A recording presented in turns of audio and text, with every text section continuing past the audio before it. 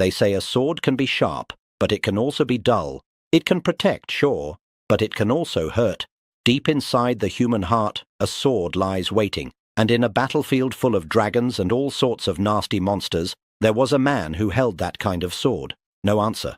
Nothing, and went straight for the kill. The creature stood there, confused as its body fell apart into a pile of pieces. Under the rubble of a nearby broken-down building, a kid had been watching the whole thing, eyes wide, just frozen in pure awe of that warrior. Then came a whole year later. Out in the far outskirts of the country, in a quiet little village, the same man returned. His name was Hythe. He looked around and asked if this was the place where the warrior of the mind sword had appeared. The old man guiding him nodded and said, "Yep, it's been about a year now." Hythe gave a little sigh and said the only reason he came back out to this remote place was because the king himself had ordered him to. The old man then pointed to someone and said, "The warrior is here. His name's Ellen." Turns out, it was that same kid from before. Ellen stepped up proudly and introduced himself as the village's mind sword warrior.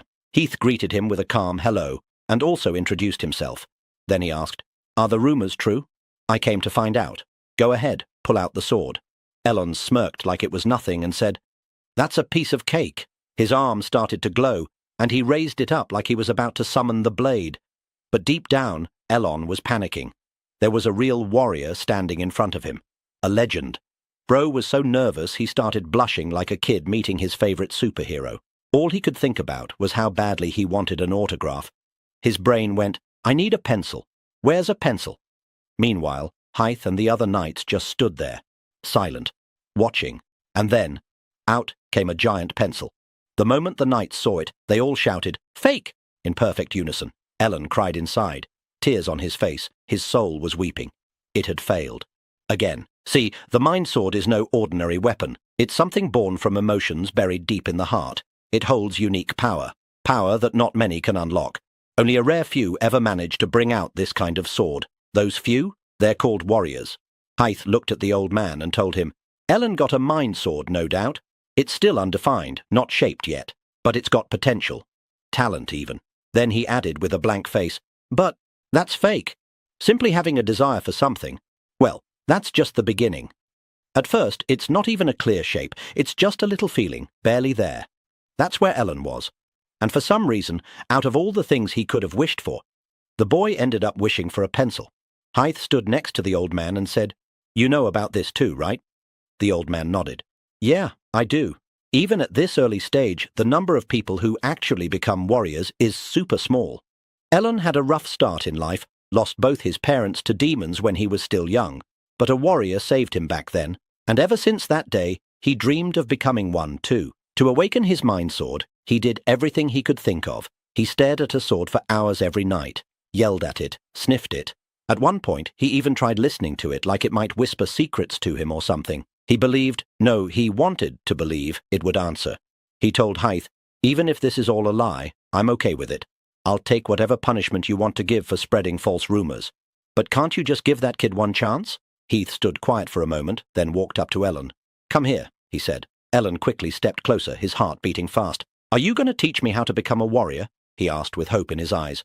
But Heath's tone turned serious. "No," he said. "You can't become a warrior. Give up. There's no hope for you."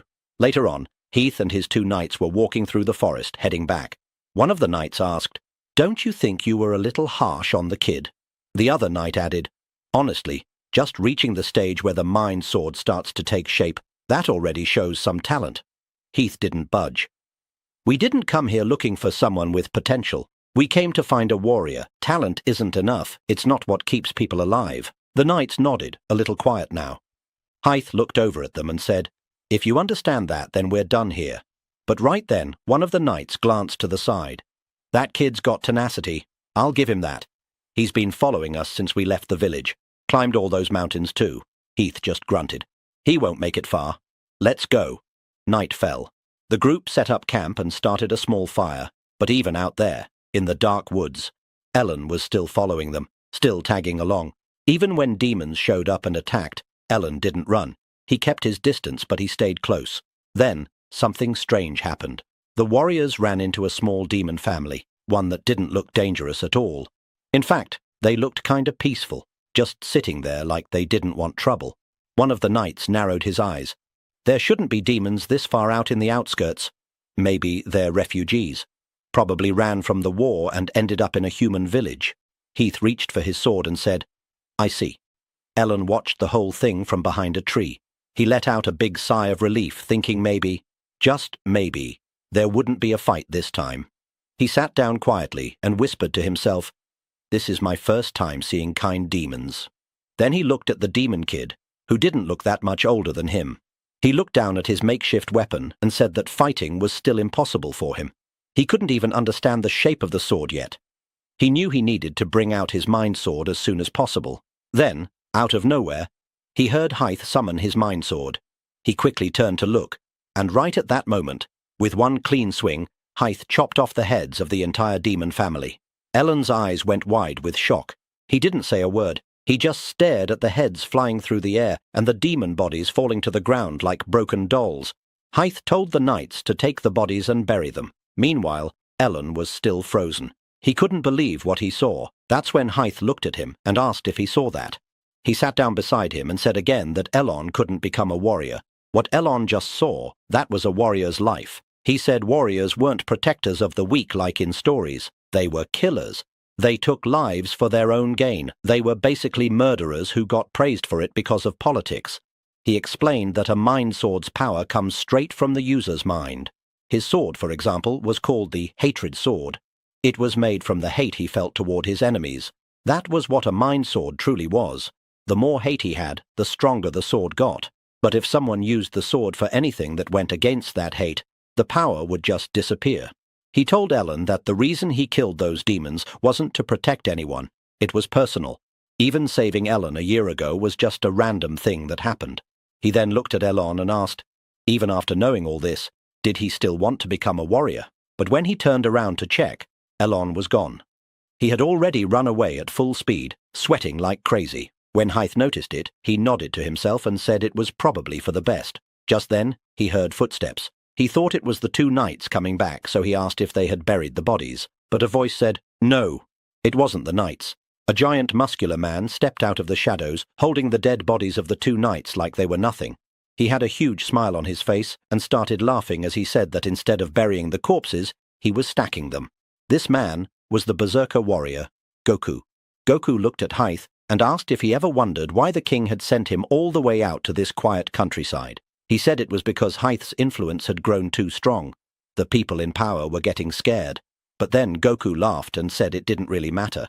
That stuff was none of his business. He only came here for one reason. He wanted to fight Hythe. Goku powered up, summoned his weapons, and he wasn't alone. Standing beside Goku was the gold warrior, Midas. He looked at Heath and said there were no hard feelings. If he ended up killing him, it was only for money. Another person was there too. It was the lust warrior, Ezra. Hythe got into his battle stance. He looked at them and called them a bunch of scum who dared to call themselves warriors. He said they were all rotten to the core. At that moment, all three enemies dashed toward him, leaping into the air at the same time to try and finish him off together. Heath stood his ground, ready for the fight. A few seconds later, a loud crashing sound echoed through the forest. Meanwhile, Ellen was lost in thought. He asked himself when he even started dreaming like this. Back in school, he remembered how all the other kids used to say what they wanted to be when they grew up. Some said they wanted to be fishermen, others wanted to be bakers or farmers. He thought about a boy named Cain. Elon always believed that Cain didn't really want to be a fisherman, even if that's what he said. What Cain truly loved was the sea. He wanted to sail it with his own boat, and becoming a fisherman was just the way to do that. Then there was Jaina. She didn't actually want to be a baker. She just really loved delicious bread. Her dream was simple. She just wanted to eat freshly baked bread every day. And Bawun, he didn't dream of being a farmer either. He only wanted to feed his younger siblings. His dream was just to have a full stomach. So that's all it was, Ellen thought to himself. All of it, from the war a year ago until the moment before he almost died, was just one big dream. Back in the forest, the battle between Heath and the others was wild. Their attacks shook the ground, and Goku was loving every second of it. He laughed as he thought he had found an opening to finish Hythe off. But right when Goku was about to land the blow, Ellen suddenly appeared out of nowhere. He held his mind sword, but it had changed. It turned into a shield. He used it to protect Hythe from Goku's attack.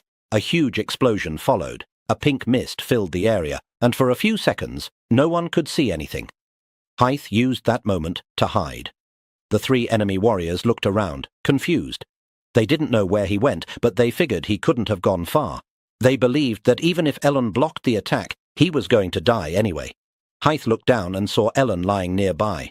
His shield was shattered, and his body was bleeding badly. That's when it hit Hythe. Ellen's sword had changed into a shield because he wanted to save someone. That wish turned the weapon into protection. He checked Ellen's wound. It was deep.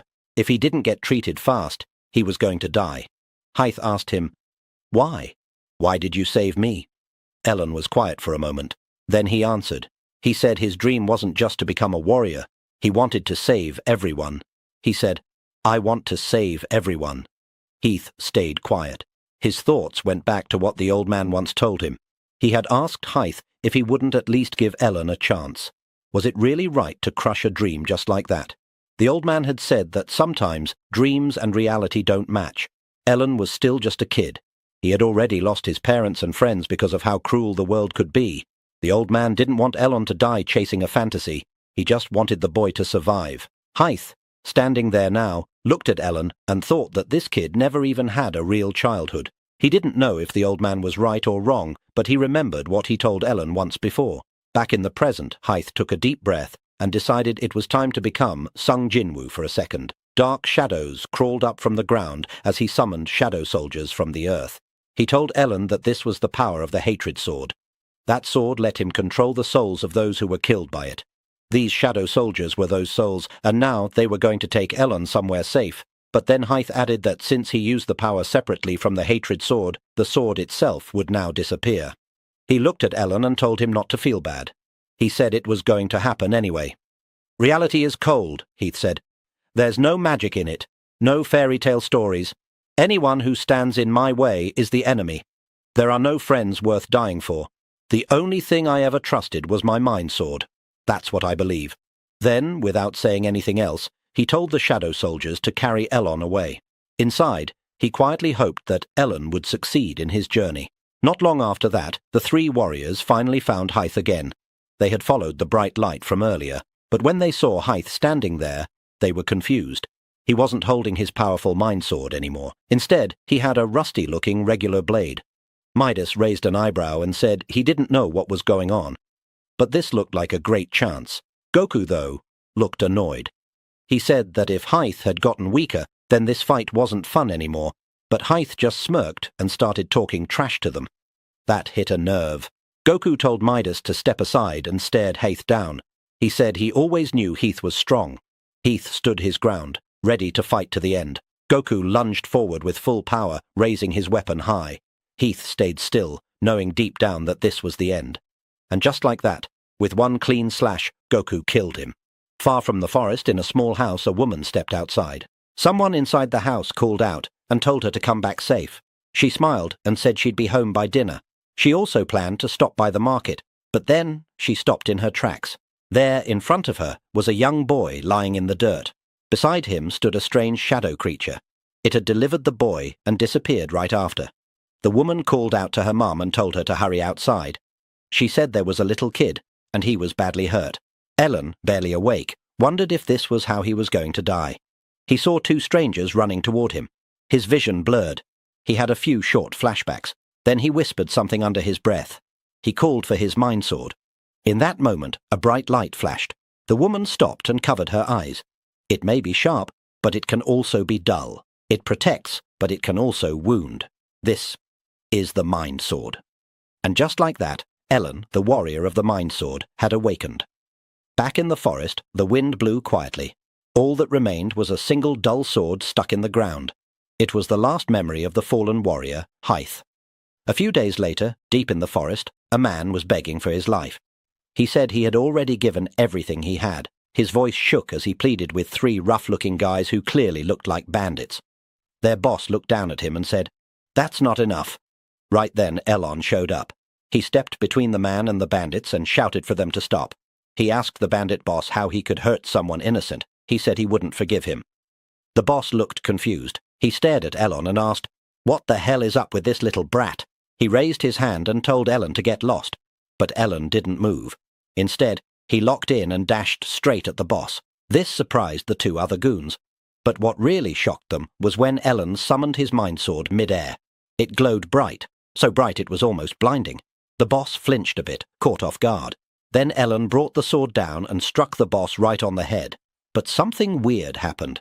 The hit did 0 damage. It felt like Ellen had just smacked him with a plastic toy. Ellen looked confused. The boss looked even more annoyed. With a loud voice, the boss yelled, "What the hell are you doing?" 30 minutes earlier, back at the small house, Ellen was getting ready to leave. The lady of the house asked if he was really going on a journey. Ellen nodded and thanked her and her family for taking care of him while he was healing. The woman smiled and said he didn't need to thank her. She said it was all because of Hythe's request after all, but then her smile faded, and she asked with a bit of sadness if he still wanted to be a warrior, even after everything that happened to him. Ellen answered yes. He said that if he became a warrior, he could save a lot of people. The lady told him she believed in him. She said she would cheer him on, and hoped he'd grow into a wonderful warrior, just like Hythe. As Ellen walked away, he quietly remembered everything Hythe had done, and the words he had shared about what being a warrior really meant. He didn't say anything. He just kept walking as they waved goodbye. They called him a good kid, and said they only hoped that his kind heart wouldn't end up holding him back. But then the girl smiled and said she believed he'd be fine, because the mind sword would protect him. Back in the present, inside a caravan, things weren't looking great. Ellen and the man he tried to save were now both tied up inside. The man glared at him and called his mind sword useless. He said he couldn't believe Ellen just ran in like that without a plan. He even called him stupid. Ellen frowned and said he was just trying to help. Then he asked the man why he got captured in the first place. The man sighed and said, "Do bandits ever need a reason? It's always about money." The man sighed and explained that he was a noble from a lower village. He told Ellen that the bandits had definitely been after his money. They had probably been hiding there, just waiting for someone like him to pass by. He said he saw Ellen with that glowing mind sword and got his hopes up, but now he felt like a fool for thinking Ellen could actually be a warrior. Ellen stayed quiet. His thoughts drifted back to when the girl asked him if he still wanted to be a warrior, even after getting hurt so badly. He sat there in silence, thinking about the word warrior, and what it really meant to him. Suddenly, the caravan started shaking. Ellen thought maybe it was an earthquake, but outside something way worse was happening. The horse pulling the caravan was lifted into the air like a doll by a giant monster. The bandits outside screamed, scared out of their minds. The monster let out a loud roar and crushed the horse with its massive hand. Then it threw the horse straight at the caravan. The impact caused a huge explosion that flipped the whole caravan over. Ellen used the crash as a chance to break free from the ropes. The bandits stood frozen in front of the monster, still shocked by what they saw. Ellen turned to the man and told him now was their chance to run. The man slowly got up, but instead of running, he walked past Ellen and the bandits. He walked right up to the monster, who raised its hand again. Ellen shouted for him to move. He told him it was dangerous, but instead of crushing the man, the monster gently sliced the ropes off him. The man stretched his arms and said he finally felt more comfortable. He turned to the monster and said, "Well done, number 8. The monster bowed in front of him.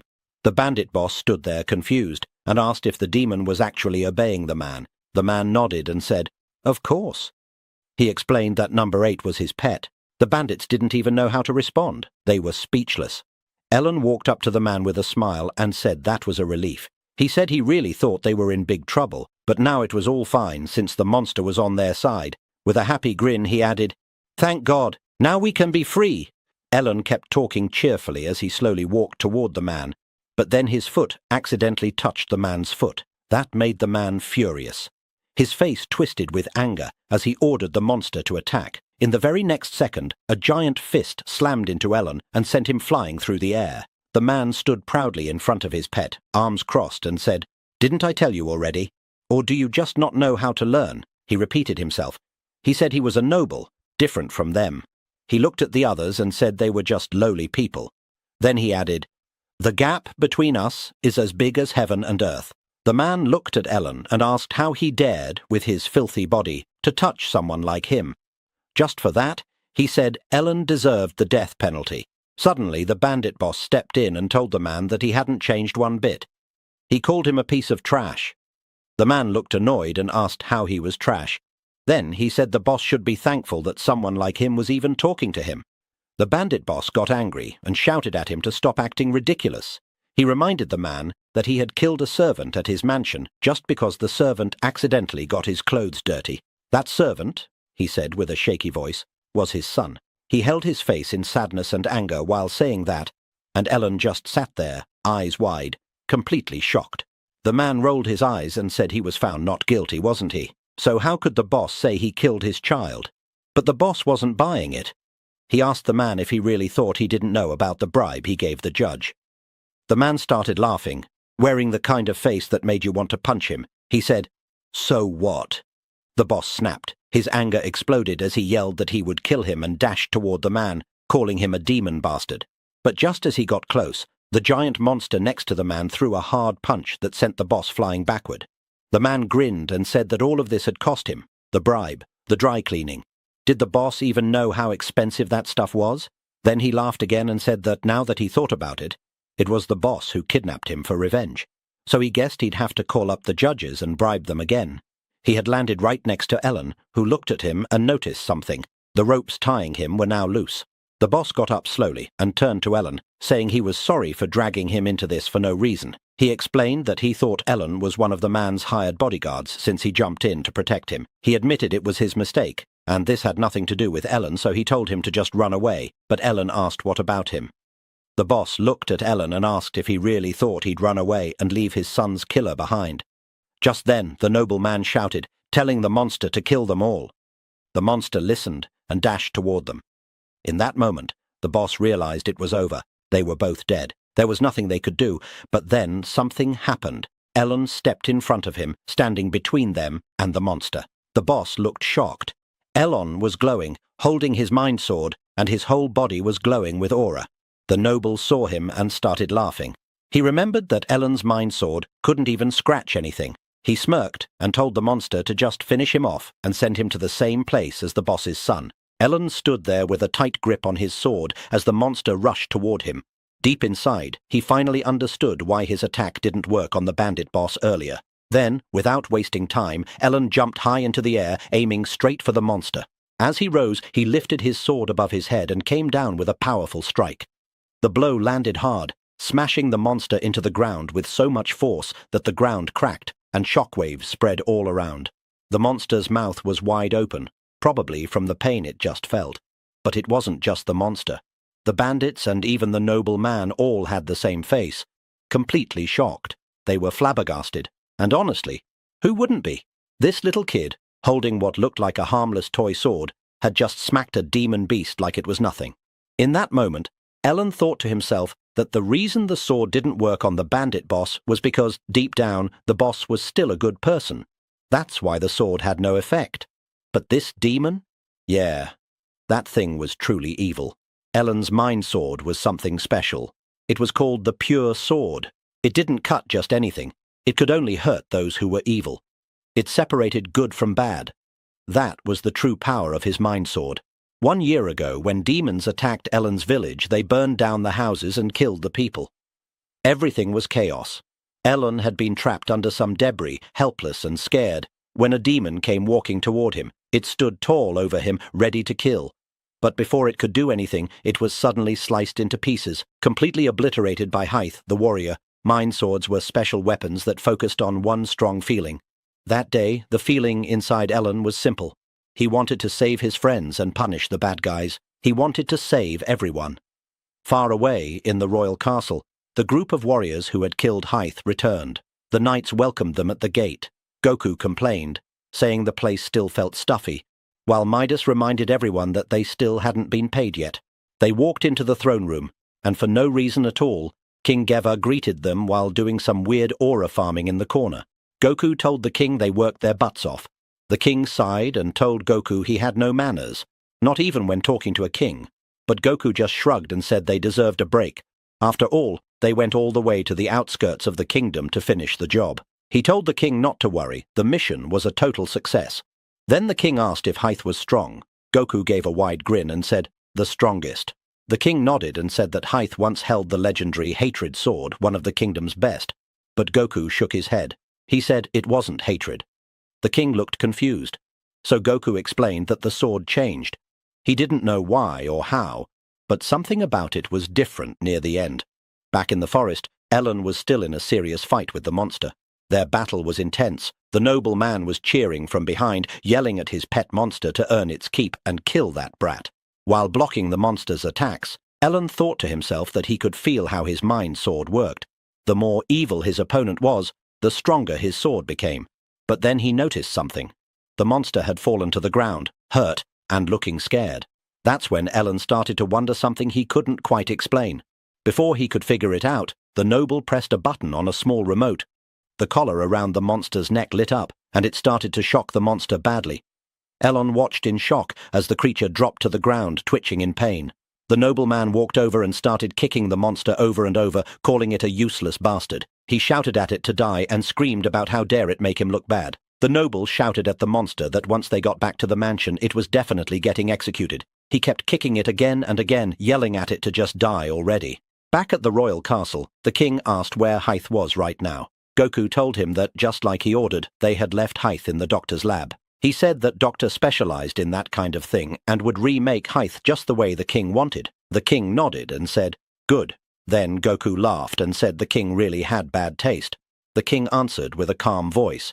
He said that being a warrior meant having strong beliefs, and strong beliefs always came with sacrifice. He said that if someone truly believed in something, they had to be ready to do anything for it. A real warrior, he said, should be able to shake hands even with demons. What the king didn't know was that Ellen was doing exactly that at that very moment. Unlike the king, though, the bandits were watching it all happen right in front of them. The boss shouted at Ellen, asking what he was doing. He pointed out that the monster was a demon beast, a servant of the nobleman. He told Ellen to defeat him right now. But Ellen didn't move. He stood in front of the monster and said, "No." He looked at the monster and spoke gently. He told the monster he wasn't a bad guy. Then, reaching out, Ellen removed the collar from around the monster's neck. He explained that his mind sword had told him the truth, that the monster's heart was kind and full of fear. He had been captured by humans and forced to do evil things. He said that when he attacked earlier, he didn't hit the monster itself. He had struck the monster's sin. After taking off the collar, Ellen smiled wide and asked the monster how it felt now, how it felt to be free. The monster looked at him and suddenly remembered something from long ago. A flashback filled his mind. Back when he was just a kid playing happily with his family, but then humans came, hunted him, captured him, and turned him into a slave, a pet for the noble man. He had been forced to destroy villages and hurt people. The monster started crying. Ellen gently placed a hand on him and comforted him, saying he understood his pain. Meanwhile, the noble man had been watching everything and realized things were turning against him. The bandit boss noticed him sneaking away and shouted so Ellen could hear. Suddenly, the monster stood up, grabbed Ellen, and with perfect form threw him straight through the air toward the fleeing noble. Seconds passed in slow motion. Ellen soared through the air, charging up a powerful hit while flying straight at the noble man. The noble's eyes widened. He knew he was screwed. Ellen smiled while still mid-air and shouted, "This is for being a bad person! This is your punishment!" Ellen punched the noble man so hard that the guy went flying, just like Team Rocket blasting off in Pokemon. Everyone else just stood there, eyes wide, completely shocked. After landing, Ellen stood tall and said he had made up his mind. He couldn't become a warrior like Hythe, not in a world where good demon beasts like number 8 exist. He said he would become a different kind of warrior, one who saves everyone. He would stand proudly in front of Hythe, not as someone who destroys, but someone who protects. Suddenly, the bandit boss spoke up. He said if Ellen really planned to become a warrior, then he was probably heading to the capital. He offered to help him out once he got there. If Ellen ever needed anything, he just had to ask. Ellen's eyes lit up. "Really?" he asked. The man nodded and said, "Yes." Inside, the man was thinking about his own son. Ellen reminded him of the boy he had lost. He felt thankful, so he dropped to one knee and thanked Ellen with full respect. Back at the royal castle, someone came up to the king and informed him that Goku's party had left. The king nodded and said it was time to start preparing for the warrior examination. In a Rapunzel-like tower, a man was lying on the ground, shaking and breathing heavily. He was covered in blood. Across from him stood a girl named Jean, holding a sword. He looked at her and told her to stab him. Jean was also breathing hard. She looked like she didn't want to go through with it. The man told her that she couldn't stab him anymore. Jean answered that she didn't want to stab him in the first place. He said she had what it takes to become a warrior and told her she needed to overcome this. But Jean started crying and said that a sword is a weapon made to hurt people. She said all the warrior wannabes who came to this town were fools who didn't understand the truth. She said she hated everything about being a warrior. While she was saying that, crying her heart out, something weird happened. They suddenly noticed someone at the window. It was Ellen, just casually standing there, listening like a nosy neighbor. Both Jean and the guy stared at him, super confused. Ellen looked at them and said, "Hello." A few hours earlier, Ellen and his new group had arrived at a port town called Regus. He was excited to see all the big ships at the harbour, but then he noticed people staring at him with cold eyes. He tried to stay calm and whispered to himself that the people here looked intense. The boss, standing next to him, laughed and told Ellen that if he wanted to reach the capital and the king's castle, he'd have to take a ship from here. He explained that this time every year, warrior hopefuls from all over gather in this town. The boss said this was as far as he could take him. He told Ellen to make sure he becomes a real warrior. Ellen said, "Okay," and thanked him for bringing him this far. Then he waved goodbye as the group, including the monster and bandits, walked away. Now alone in a big new place, Ellen tried to stay calm. He told himself he had to be serious since he had chosen to become a warrior. But Bro couldn't stay serious for even 5 minutes. He got all happy again, his eyes lighting up when he saw the street market. The place was packed with people. Some were selling stuff, some were chatting, some just walking around. It was the usual kind of busy you see at any open market. Ellen looked around like a curious kid. Then a man spotted him and said he hadn't seen him before. He asked Ellen if he was one of the warrior trainees. Ellen wondered if he really looked like one, so he asked the man, "Do I look like one?" The man just laughed awkwardly and didn't answer. The man told him this was the adventurers' market. It's where people who want to become heroes come to gear up before heading to the capital. He said if Ellen needed anything, he could ask. But when the man turned around, he saw Ellen staring hard at a pair of gloves he was selling. So he asked, "You want these?" Ellen laughed a little and said that gloves were important. He said you needed them to swing a sword with power, and now that he thought about it, Hythe also used a sword. He made up his mind and said he would buy them. Then the man hit him with the price, 200,000 gold. It was way too much. Like, "Bro is broke just like you and me. Yes, we are broke." The man laughed and said that so many adventurers pass through this market, most of them he'd never see again. So who cares if he rips some off? Ellen called him a scammer and looked super sad about it. The man saw his face and felt bad. Then he asked Ellen for a favor. He explained that on the edge of the town there was an old tower. Lately, a weird rumor had been going around about that place. He wanted Ellen to go check if it was true. Ellen asked the man what the rumor was about. The man said that apparently there was a psycho living in the tower who stabs people with a knife. That made Ellen nervous. He quickly said there was no way he was going there, but then the man offered him the gloves for free if he checked it out. So Ellen agreed, and that's how he ended up climbing the tower. As he went up, he was clearly annoyed. He mumbled to himself that he was doing all this just for a pair of gloves. Now, back in the present, Ellen was at the window where the two people inside stared at him like he was crazy. He said hello, hoping for a chill response. But instead of getting a hello back, the girl asked if he was a thief. Ellen quickly explained that he was sent there by someone. Then he climbed into the room and looked at the girl, telling her it was dangerous to point sharp things at people like that. Then his eyes moved to the man lying on the floor. He realized the guy was badly hurt, bleeding a lot, and covered in scars. The wound looked deep.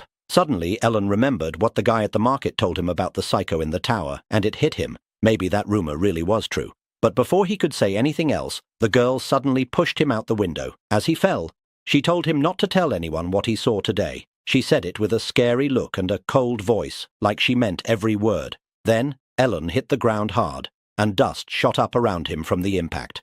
Inside the tower, the man looked out the window and asked the girl if Ellen was okay. She answered yes, saying she made sure he landed in the bushes. She figured he was probably just a local kid who snuck in after hearing the rumors. The man nodded and said, "I see. In that case, let's begin again." The girl took a deep breath and summoned her mind sword, but her hands were shaking. She started sweating again as the man told her to stab him. Meanwhile, outside in the bushes, Ellen was just lying there. He looked up at the sky and started thinking to himself. It really seemed like the rumor was true. But honestly, it didn't feel that dangerous. He wondered if he should just go back and report to that guy. After all, this weird story should be enough to cover the cost of the gloves. He also remembered the girl's words, how she said the warrior wannabes in this town were all fools who didn't know anything about real life, and how she hated the idea of being a warrior. Ellen sat there thinking about his own reasons. Did he really want to become a warrior, just because he wanted a pair of gloves? He looked up at the tower again, still thinking. Then he smiled. He stood up, brushed himself off, and started climbing the tower again. With a big smile on his face, he said to himself, of course not, because he had made a promise to become a warrior who saves everyone. Meanwhile, outside the village, someone else had just arrived. A man stood there looking at the town from a distance. He said this was the place where that creepy rumor had been spreading. The man looked chopped as heck, straight up, scorpion-looking ass. He pointed at the tower like he was in a movie and said, upon this wicked villain, I shall execute justice. Meanwhile, back in the little town, right in the middle of the adventurer's market, the man who gave Elon the gloves was standing by his stall when his son walked up to him. The boy asked why he gave away those gloves. The man shrugged and said that the gates to the tower were tightly shut, so if someone wanted to check if the rumors were true, they'd have to sneak in. He figured since Elon was small, maybe he could find a way in. Besides, he added, those gloves were just leftover stock anyway. Not much of a loss. The kid frowned and asked if this was really something a father should be saying to his son. The man laughed and said, if the rumors are fake, it shouldn't be dangerous, right? Back to Elon. He was climbing the side of the tower, still trying to reach the top. But then, the rock he was holding onto broke loose, and he slipped. He fell and landed hard, groaning. He lay there on the ground, saying he had no energy left. Climbing was harder than he thought. Plus, he was hungry. Then his eyes shifted, and he spotted someone walking in the distance. It was Scorpion Boy, walking like he owned the place, surrounded by knights. Ellen watched them and wondered who they were. Back at the port, Scorpion Boy had just arrived. All the other warrior hopefuls stopped what they were doing and turned to look. He wasn't just anyone. His name was Lever Xingro, a real certified warrior. And not just that, he was a member of the Gravin Knights, one of the elite officers. Everyone knew his name. He stood out like a boss in a game full of level 1 players. As he walked up to the crowd, someone asked why someone like him came to a small backwater town like this. Xingro answered like it was obvious. He said he came here to work. Then he pointed straight at the tower and said, my work is there. He explained that he heard there was a villain inside who enjoyed stabbing people. That got everyone's attention. The man from earlier, the one who gave Ellen the gloves, stepped forward. He told Xingro that this was an internal matter for their village, and they would handle it themselves. But before he could say anything else, Xingro grabbed him by the face and pinned him to the ground like a good boy. The man's son yelled out for his dad, but a woman quickly pulled the kid back and held him tight so he wouldn't run in. Xingro looked down at the man and said in a cold voice, just answer what I ask. I'm the one asking questions here. That's when another man in the crowd nervously raised his hand and said he saw something. He explained that a few hours ago, while passing near the tower, he saw a woman push a boy out the window like she was trying to kill him. He said that tower was definitely the one from the rumors, the same one where the rumored lady who enjoys stabbing people was hiding. Meanwhile, the man from the market started thinking. He wondered if the boy that guy just mentioned was the same kid he saw earlier that afternoon. Back at the port, Xingro grinned like a maniac and said he had made up his mind. He told everyone that it was time to go deal with the villain in the tower. Time to punish evil, he said, sounding way too excited. Up at the tower, 2 knights were climbing the outside walls. One was fat, and the other was super skinny. The skinny one found climbing this hard, while the fat one grumbled that they had no choice but to climb because the main gate was locked up tight. The skinny one asked if he was sure the person they were looking for was even in this tower. The fat guy nodded and said he was 100% sure. The person inside was the one the Gravon family had ordered them to capture, the runaway witch. If they could catch her, their whole future would be set. They'd even get a direct connection to Lord Dante Gravon himself. He added that attacking the messenger and stealing that info was totally worth it. But then he started panting and complained that climbing was way too hard. He said his body felt heavier than usual. That's when they both realized something. It felt like someone was in the bag. They quickly looked at it, only to find Ellen chilling inside like he was on vacation. They both froze. The fat one asked who he was and how long he had been in there. Ellen sighed and said he was just going to rest for a bit. The fat knight got mad, and the skinny one started freaking out because Ellen was clinging to him and he couldn't even pull him off. The fat guy finally said they should just hurry up and deal with him once they reached the top. When they got there, Ellen stood up, took out a bottle, and started drinking water like nothing happened. He said, "Ah," like it was the best water ever, which only made the 2 knights more annoyed. But they had other things to focus on now. Ellen gave them a thumbs up and thanked the fat knight for letting him rest in the bag. He called him a nice guy, which made the fat knight's eye twitch. Ellen then looked inside the tower, and what he saw made his smile vanish. The girl had just stabbed the man. Her sword had gone right through his body. The 2 knights peeked in and were shocked. They whispered that the rumor was true. The runaway witch really was stabbing people. But inside, Ellen wasn't convinced. He looked closer and noticed the man's wound was healing. He started wondering if the girl's mind sword had special powers. But before he could finish the thought, the girl suddenly turned and shouted at the knights, demanding to know who they were. The two of them stepped in. The fat knight told her that even if she was a witch, there was no way she could win a 2-on-1 fight. She narrowed her eyes and asked if they were thieves. They proudly said no. They were trainees of the prestigious Gravon Knights. The moment she heard that name, her face changed. She clearly knew who they were. Then the fat knight smirked and said that Lord Graven himself had given them orders to capture the runaway. With no more words, they both dashed at her, yelling for her to surrender. They shouted that she should give up and become a sacrifice for their bright future.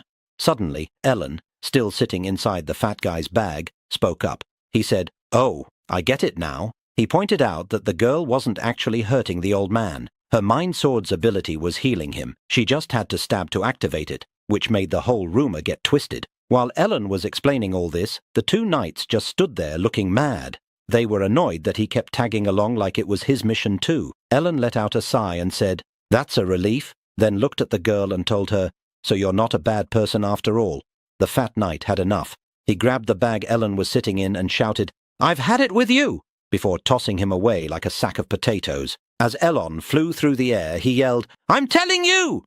"This lady is a good person," the knights yelled back, saying they didn't care, and that anyone who got in their way would die, even a kid like him. Elon shouted, "No! We were getting along so well just a second ago." The two knights paused for a second and imagined what he meant by getting along. The idea freaked them out, and now they were even more mad and fired up to take him out right there. But suddenly, right as they charged in, Elon summoned his own mind sword.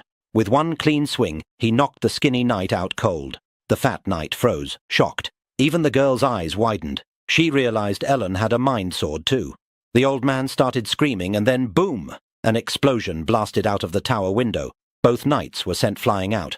Ellen looked over at the broken window and scratched his head. He muttered, "That's weird. I thought those two were nice guys who helped me climb the tower. I wonder why my sword worked on them." The girl stared at him and asked, What even are you?" Ellen turned toward her with a goofy smile. He said, "Let me introduce myself." He paused, then yelled, "My name is Ellen, and I'm going to be the king of the pirates." "Oops, wrong story," he actually said. "I'm going to be a warrior who saves everyone." Suddenly the old man stood up. He looked at the girl, Jean, and asked her to explain herself. He wanted to know why the commander of the Graven Knights, her father, gave the order to capture her. Jean clenched her fists and looked down. Her body was shaking, and her face looked scared. Elon turned to look at her, confused by her reaction. Meanwhile, the two knights who got blasted out of the tower were now running through the woods, cursing under their breath. They kept saying that no one told them a guy that strong would be there, but as they ran, they suddenly bumped into Zingro. He stood in their path and stared at them with a scary look in his eyes. He asked them what they were doing here. Then he looked at their uniforms and said they were clearly trainees from the Graven Knights. The fat guy nodded and said, "Yes, sir. We're here under direct orders from Lord Graven, in the name of justice." But Zingro's face didn't change. He stared at them for a few seconds, then said, "That's not it." The two trainees looked confused. Zingro's mouth curled into a creepy smile, and with a wild look in his eyes he said, "That kind of thing, that's not justice." Zingro stood there silently for a moment. Then he remembered something, the kid from the merchant stall. That boy had run up to him earlier, standing in his way, and asking him to please reconsider. He had told Zingro that there was no way that Lady in the Tower would do anything like the rumors said. Those words had stuck with Zingro. Now, as he looked down at the two Gravon trainees, he spoke calmly but firmly. He said that, judging by what he had seen and heard, the woman in the tower was trusted by the villagers a lot more than he expected. And even if the order came from Lord Graven himself, Zingro said that just snatching away someone trusted by the villagers without solid proof, that didn't feel too honorable. Not for a warrior. He stared them down and added, "For a reason that pathetic, I'm gonna need a better excuse." Then, with a smirk, he looked at the two trainees he just punched through and said they were lucky, because he had just figured out that Darian walked up and asked Jean why Lord Grafen, the Knight Order captain, her own father, would give an order to capture her. Jean stood there sweating and nervous, then muttered an apology and backed off. She said she couldn't tell him right now and just walked away. Meanwhile, Ellen stood there thinking what the hell was going on. Later that night, Darian patched up Ellen's wounds. When Ellen brought up Grafen, Darian looked confused, since Ellen was supposed to be an aspiring warrior but somehow didn't know the Grafen family. Ellen explained he barely knew any warriors except for hate, so Darian laid it out, saying the Grafen family had been running the king's direct night order for decades. They were elites among elites, a warrior bloodline, and out of all of them, the current family head, Dan de Grafen, was said to be stronger than any family head before him. Ellen asked if that guy was Jean's father, and Darian confirmed it. He said Jean had been abandoned as a kid because she couldn't draw the mind sword. Grafen refused to acknowledge her as his daughter and expected her to stay hidden in that village for the rest of her life. But then one day she actually drew the mind sword and they dragged her back to the capital to turn her into a warrior. Ellen said he was heading to the capital too, planning to become a warrior just like that. Darian kept going and explained Jean had run away, and for some reason Grafen had been chasing after her since. She wouldn't tell him what happened or what she went through, but even if she stayed quiet, one thing was obvious. She was scared to use the mind sword because of the trauma from back then. Like she'd said before, all the wannabe warriors packed in that village were clueless idiots. She hated all that warrior stuff so hard it was basically personal. So, to help her get over the trauma, Darian said he let her stab him and use the mind sword to heal his wounds over and over again. Ellen said that was way too extreme, and wondered if that wouldn't just make the trauma worse. But Darian insisted she'd become a great warrior anyway, even if using the sword hurt her and terrified her. He said Jean had never once left an injured person behind. After healing a few people like that, rumors started calling her the Witch of the Tower. He said Jean felt other people's pain more deeply than anyone and was kind at heart. A moment later, in the morning, Darian stepped outside and saw Grezingro walk up, greeting him like it had been forever. Darian asked what brought him out here, and Grezingro said they'd come in the name of justice to arrest Jean Grafen. Right then, Jean walked out the tower and marched straight at Grezingro, demanding to know why she was being arrested. She said just so he knew she wasn't a deserter, she never even took the warrior exam. She'd only been helping her father with his duties. She said she hadn't done anything serious enough to get treated like she caused trouble by running away. Grezingro said she was right. Running away didn't break any laws, but something bothered him. He'd heard there was a villain in that tower who loved stabbing people. She sighed and called it nonsense. Grezingro said normally she'd dismiss that as trash talk, but since she was the one accused, he couldn't let it slide. He got in her face with a grin and said she was someone who enjoyed torturing enemies. The second he said that, Jean's eyes darkened, and she froze up. Darian and Ellen had no idea what was happening. Then Jean quietly asked how he knew about that. Grezingro laughed and said they used to be colleagues. He asked if she didn't remember her first assignment under Lord Dade Grafen. He said her job was stopping prisoners from dying during torture. She had to keep stabbing them with the mind sword again and again and again. Stab, stab, stab, while the prisoners begged to just die already. Hearing it, Jean dropped to her knees, started coughing, and almost threw up. Grezingro said that wasn't even all of it. The trainees who went looking for her yesterday had vanished without a trace. Ellen realized who he was talking about. Grezingro added that villagers said a witch who likes stabbing people lived in the tower and that she once pushed a kid off it. All that pointed straight at her, so he was placing her under arrest. Right then, Darian stepped in and cursed Grezingro out, shouting and asking what the hell they'd made this child do, meaning Jean. But Grezingro wasn't letting anyone talk to him like that. He speed-blitzed forward, grabbed Darian by the neck and told him to calm down unless he wanted to get arrested too. Suddenly, Jean got back on her feet with her sword still in her hand. In her head, she remembered that talk Darian had with Elon, when Darian said she would become a great warrior and that she had a kind heart. But the moment she looked down at her blade again, the trauma rushed back. She remembered the long torture she put people through, and it hit her so hard she started crying. She told Darian she was sorry, said she didn't deserve to be a warrior. She said she wasn't the good person she thought she was, and that she wasn't worthy. Meanwhile, the villagers who followed them started judging her the second they saw the sword. They were saying they couldn't believe someone that horrible had been living in their village this whole time. But the little bro from earlier shouted, "No." He told them when he got hurt before, she was the one who healed him. He said there was no way she was a bad person. A villager told the kid to wake up and asked if he couldn't see her raising a sword at the warrior. He said the boy got fooled by her. The kid's dad stepped in then and hugged him, trying to calm him down. Grezingro looked at the whole scene and grinned to himself, thinking, success. He thought about how to create the perfect lie is to mix a bit of truth in it. It always worked. The part about deserting and the part about torturing prisoners, which was real. And that thing about the trainees on the mission? That was actually something Grezingro did, but no one needed to know that. Plus, her being in Port Village was perfect, since so many people come and go and rumours spread fast. He was a bit worried at first about the locals, but at this point there was no problem. His mission was pretty much done, so he told the soldiers to restrain her immediately before she lashed out. But right then, Jean suddenly got hit by Ellen's sword, and nothing happened. Since nothing happened to her, Ellen smiled and said she was a good person. Jean looked confused, and Grezingro also wondered what Ellen thought he was doing. Ellen walked over and said his sword could tell the difference between good and evil. As he got closer to Grezingro, Grezingro tried to act menacing and told him to stop playing around and go somewhere else. But Ellen immediately smacked him across the face, and unlike Jean, Grezingro got sent flying with crazy force. Everyone there was shocked. The knights didn't waste time and ran to check on Grezingro to see if he was all right. Ellen then noticed the man who had given him the mission in the first place, the one who told Ellen to find out if a witch actually lived in the tower. If Ellen found the answer, that man was supposed to give him the gloves for free. So Ellen told the man that the rumour about the witch stabbing people for fun was false. Meanwhile, Grezingro was laid out after getting smacked into the tower so hard the wall broke. He lay there as Ellen said he was a bad person. Grezingro said he found it funny seeing some kid who could draw a mind sword. Then he said, in the name of justice, he sentenced him to death. While getting up, he mumbled about how he couldn't believe he had to pull out his sword on a wannabe hero, and a kid on top of that. Ellen stayed calm and focused.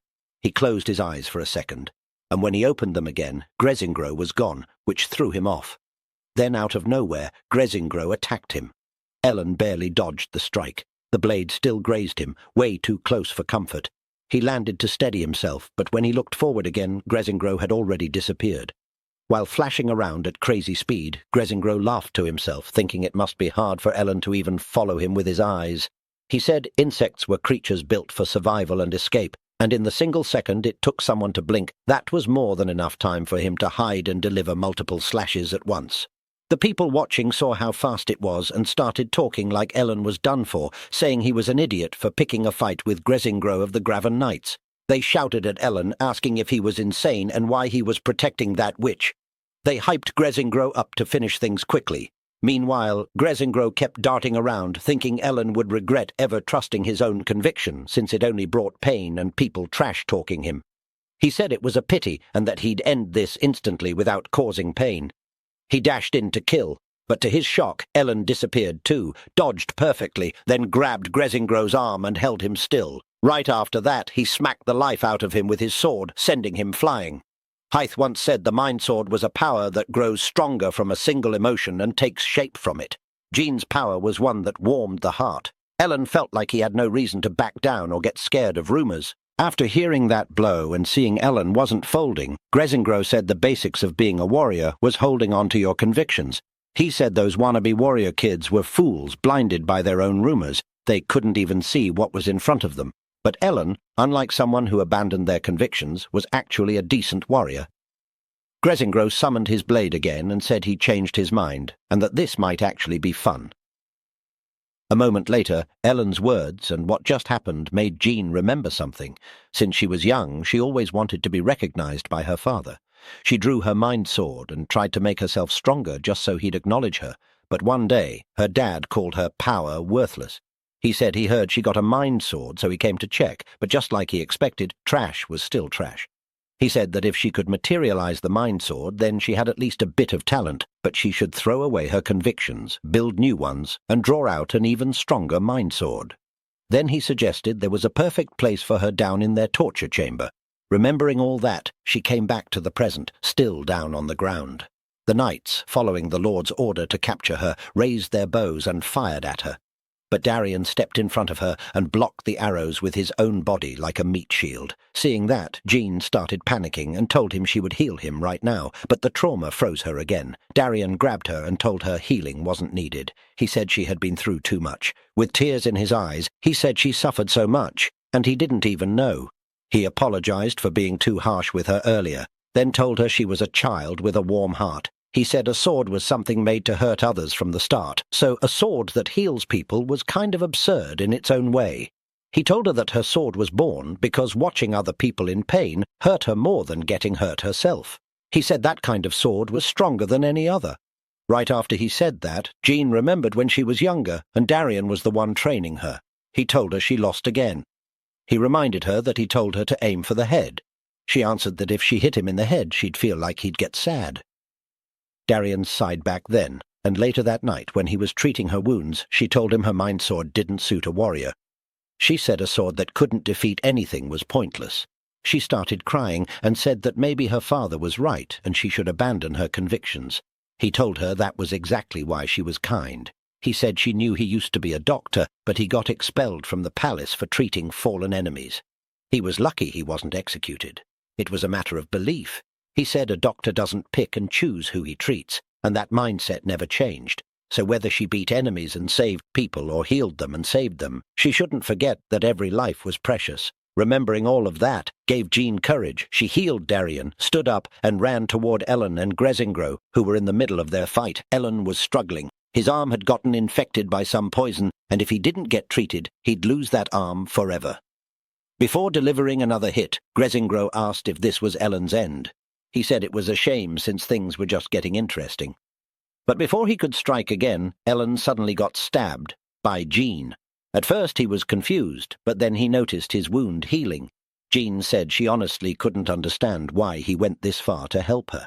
He gave a wide smile and said it was because he was a warrior, and a warrior didn't need a reason to help people. Those words hit Jean hard. What she wanted wasn't to become some warrior approved by her father. She remembered the people who believed in her, especially Darian. She felt bad she didn't tell him the truth earlier. She just didn't want to disappoint the people who trusted her. She thanked all of them for believing in her. Now she was ready. She stood with her blade out, saying she wouldn't run anymore. A moment later, the kid from earlier heard noise in the bushes and told his dad to go check. They found 2 people collapsed there. Ellen heard that and looked over. He recognized them. They were the 2 guys from yesterday. The knights ran over and noticed their uniforms were definitely from the Graven Order's training squad. Someone wondered if those were the ones who went missing. Another said he thought the witch killed them. One of the collapsed guys spoke up and told everyone that Grezingro attacked them and hid them there. He said Grezingro planned to use their corpses as proof to arrest the witch. One of the knights looked confused, but Grezingro clicked his tongue and said this was seriously annoying. Then he looked at Jean and asked if she really thought it was right for her to bring up her warm heart and convictions now.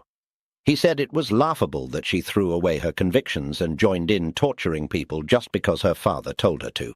With an angry face, he said she was disqualified as a warrior, and the fact that his mission was getting ruined because of someone like her made him feel really unpleasant. He summoned his blade back and used a skill called Poison Insect Poison Fog. The knights who knew that skill started running away, and Jean grabbed Ellen to pull him out of the cloud. Meanwhile, people who did not know what was happening breathed the poison and fell to the ground. Others who saw them fall began moving away fast.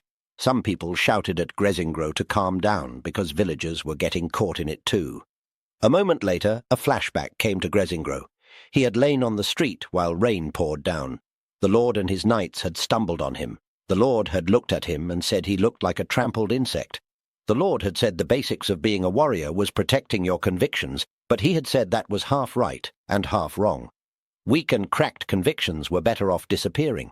Humans without principles who could not protect even one conviction were worse than insects. He had told Grezingro to never forget that heart and those eyes. Back in the present, the poison kept spreading. Other warriors grabbed the 2 injured and tried to help them get away. Grezingro said that every single one was trash, worse than insects. He thought the only solution was to kill everyone there, to eliminate witnesses and keep his warrior dignity by finishing the mission. Then Ellen dashed at him and swung his blade. Grezingro dodged easily and told him charging in was a bad idea. He asked if Ellen was not afraid of dying from the poison gas. Ellen's nose started bleeding. He remembered how demons had come to his village and school and killed his family and friends. He said he could not forgive anyone who harmed innocent people. Grezingro grinned and said Ellen was, as expected, quite a decent warrior. Then Jean stepped in and stabbed Ellen with her blade and healed him. She told Ellen she had temporarily strengthened his resistance to poison with the healing blade so he could hold on for 5 more minutes. Ellen thanked her and looked back at Grezingro. The warrior who had passed out from the gas woke up. Someone told him the witch had stabbed him with her sword and left. The man looked at Jean and asked if she had really saved his life. Ellen attacked again, but Grezingro dodged every strike. No matter what Ellen tried, he could not land a single hit. The difference in skill was too big. Ellen turned to Jean, leaned close and whispered something. Then he dashed back at Grezingro. Jean shouted it was so dangerous, but Ellen said he was counting on her. Grezingro asked if Ellen's plan was only a frontal attack. He slashed at Ellen and said that method was no different from taking his own life. After the slash, Grezingro said he had cut Ellen's vital spot. Ellen flew in the air, but Jean appeared and healed him while he was still moving. Ellen used that moment to counterattack. Ellen had whispered to Jean that he would charge without caring if he got stabbed, and then she would come and heal him. After that, she would be ready, and he would deliver an attack Grezingro would not be able to avoid. His plan worked. Grezingro got sent flying back and crashed far away. Ellen smiled and said his plan was a success, but Jean ran over and told him that was way too dangerous and asked what he would have done if the healing had been even a little late. He laughed it off, but she told him to never do that again. Meanwhile, Dorian was thinking this made no sense. Jean's ability was healing wounds and temporarily boosting strength and speed like a buff effect. Even with the healing blade, Ellen having that kind of power was crazy. But suddenly Grezingro climbed out of the rubble. That shocked Jean. She thought getting up after taking that kind of hit was insane, but she guessed it was expected from one of the kingdom's warriors. Inside his head, Grezingro said this was bad. Even though Ellen only had beginner-level swordsmanship and movement, his power was something else. It would be hard to subdue him without killing him. He had wanted to take Ellen to Lord Graffan, but now he was thinking he'd have to cut off an arm and drag him there instead. Then both Ellen and Jean felt the menacing aura Grezingro was putting out. Jean told Ellen to listen carefully. She said she could only use the healing blade one more time. The condition for using it was her stamina, and she'd already hit her limit after using it so many times. She said if she went with Grezingro, Ellen and the villagers would be safe, so...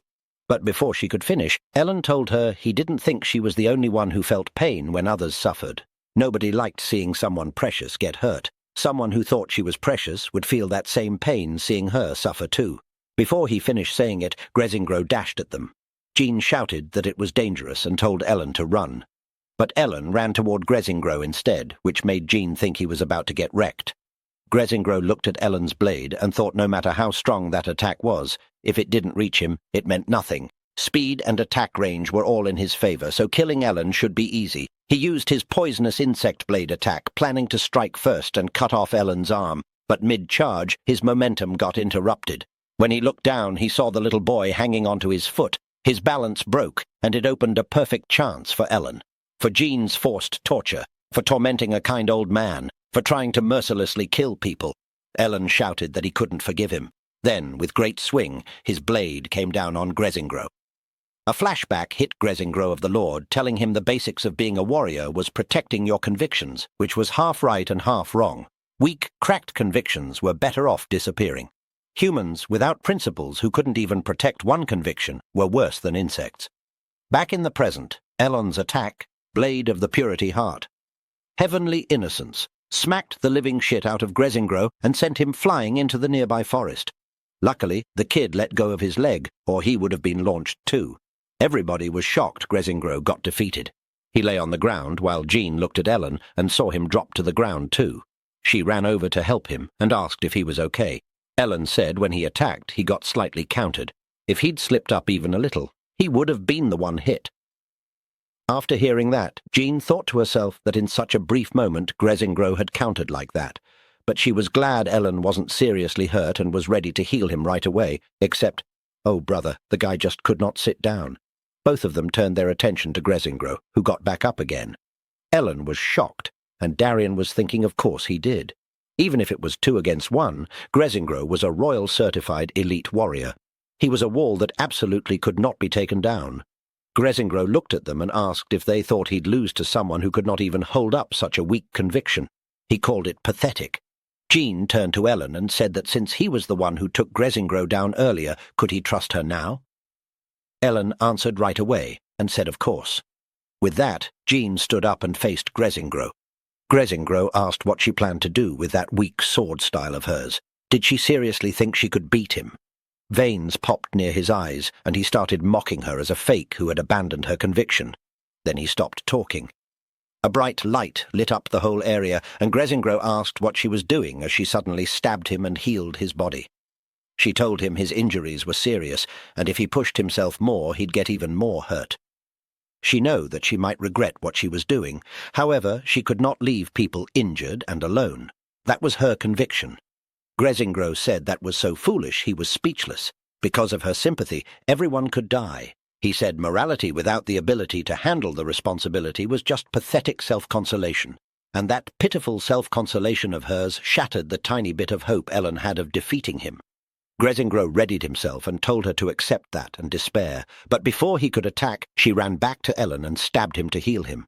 Grezingro looked confused. She had definitely said she could only use the healing blade one more time, and she already used that last one on him. She answered that the condition to use the sword of healing was her stamina. Once her stamina hit its limit, she could use her life force to activate it. With that method, she could still save everyone. She said it out loud, that this was her taking responsibility for her actions. He asked if she was planning to die. She said that if she died, his mission to take her back would fail, and he'd just have to go home. He grinned and said fine, and then told his soldiers they were leaving. They were confused, but he said the mission had failed, and this was their defeat. After they started leaving, Ellen said amazing to Jean. But suddenly Jean collapsed to the ground. Ellen and Darian rushed over and asked if she was okay.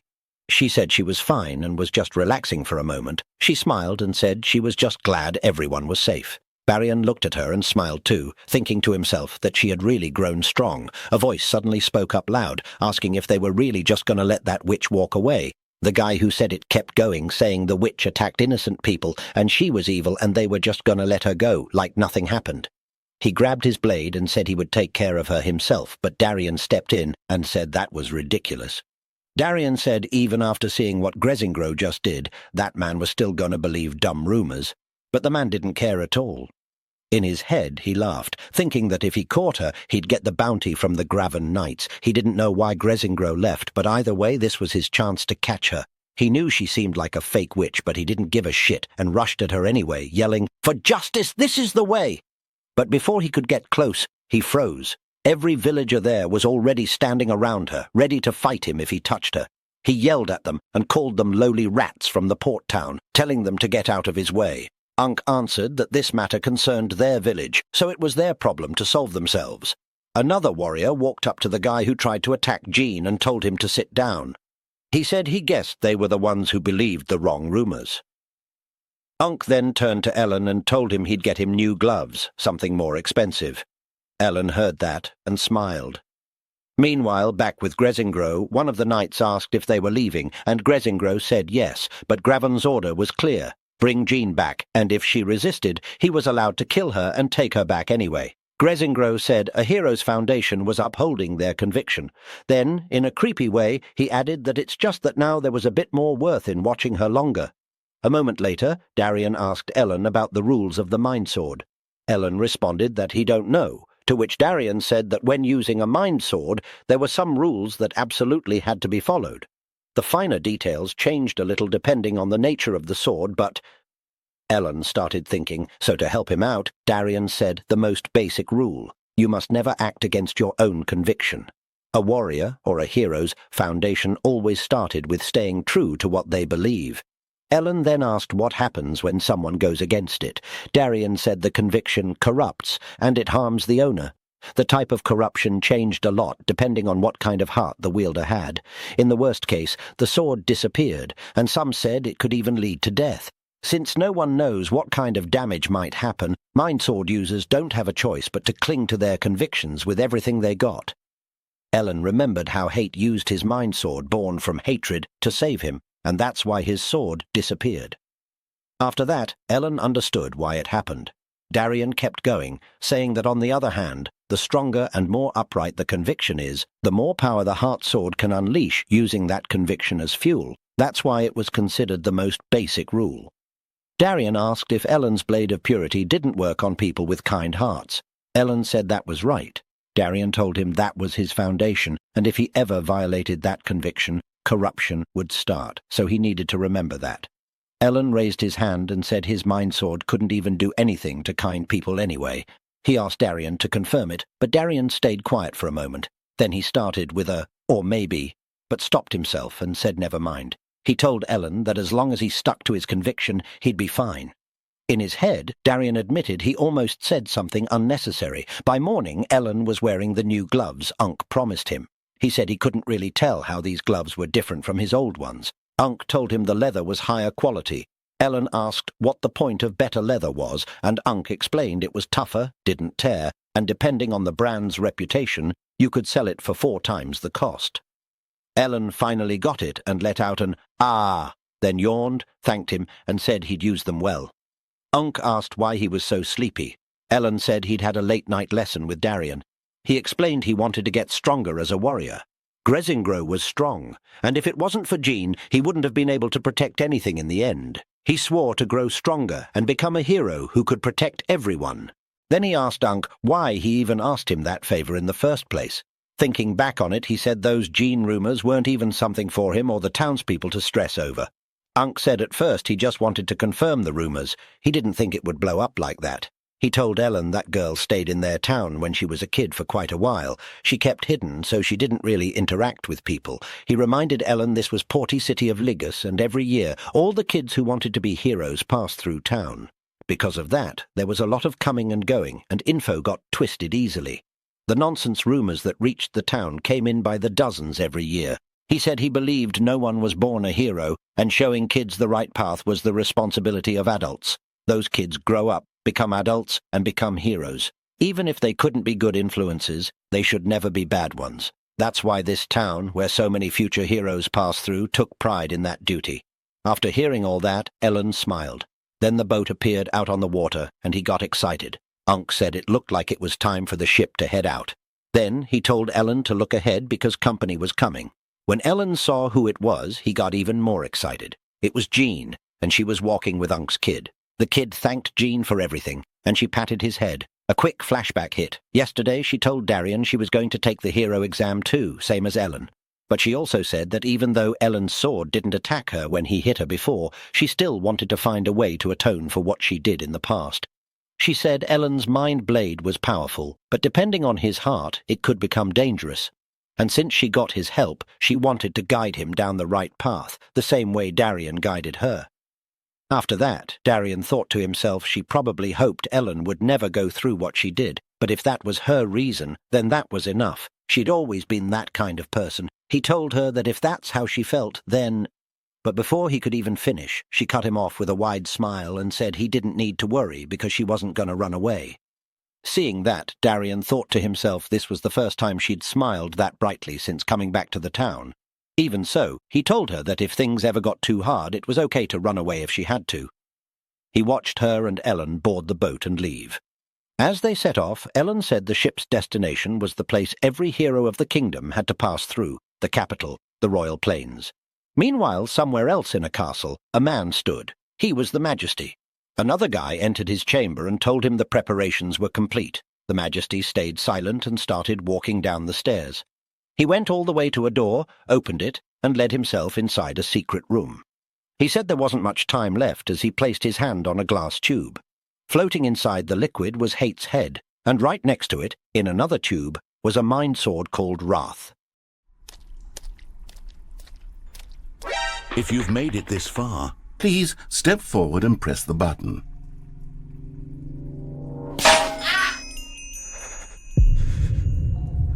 Now, open your eyes, step forward, and push the button. Now, I want you to do something else for me. Please press the subscribe button. Come on, give it a try.